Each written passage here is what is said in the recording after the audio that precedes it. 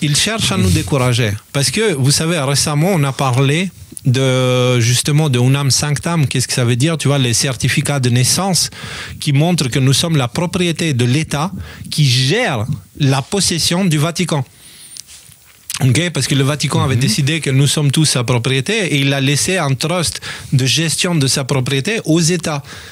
D'accord? Et l'acte de naissance, c'est l'acte de propriété. C'est pour ça que moi, en tant qu'immigré, quand je suis venu en France, premier document que j'ai reçu de la France quand j'ai reçu les papiers, c'est un nouvel acte de naissance français.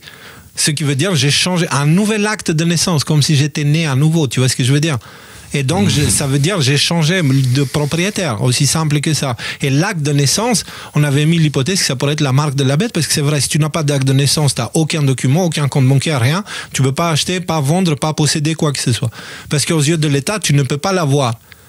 D'accord? Donc, on avait mis cette hypothèse-là. Et du coup, le sujet d'humain souverain avait commencé à s'ouvrir. Ça fait 2 semaines qu'on parle de ça.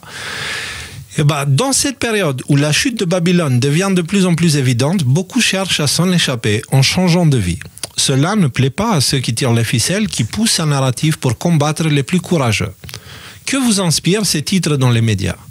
D'un côté, on a une famille qui vend sa maison et achète un bus de 56 000 € et part en road trip. Mais après, en road trip, il part. Voilà, ils changent de vie, quoi. Mais après seulement 4 heures de route, ils tombent en panne et sont depuis plus de 5 mois bloqués sur une aire d'autoroute.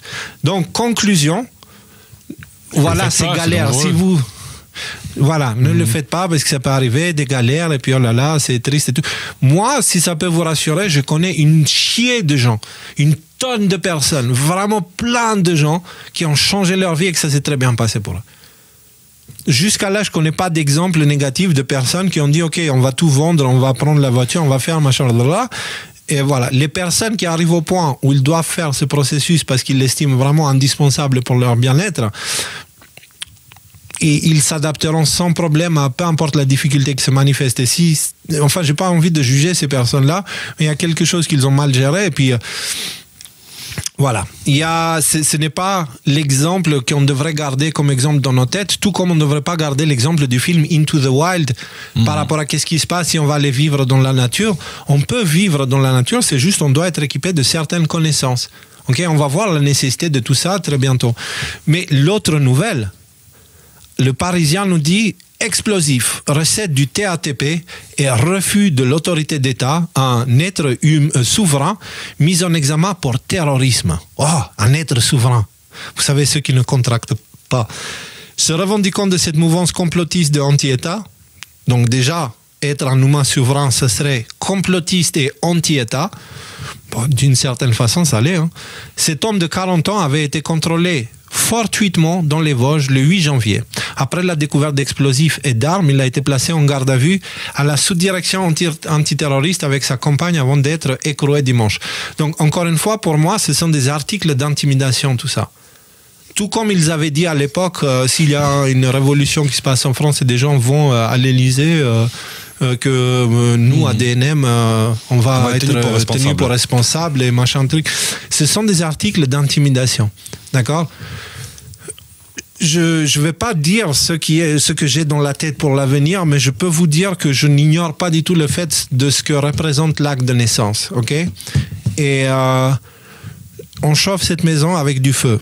Voilà, c'est tout ce que je veux dire. Donc, si jamais il me manque quelque chose à brûler, je ne sais pas, mais je n'ai pas envie d'aller plus loin dans ma démarche. On a du bois, hein, pour l'instant. Donc, mais en tout cas, j'en ai rien à foutre de ces articles-là. Et si le moment vient et si la décision est prise, ce n'est pas les articles des Parisiens, ni Serfiens, ni l'État français, ni aucun État au monde qui va pouvoir m'interdire de clamer ma souveraineté. Et après, tous ceux qui Parisien, il est...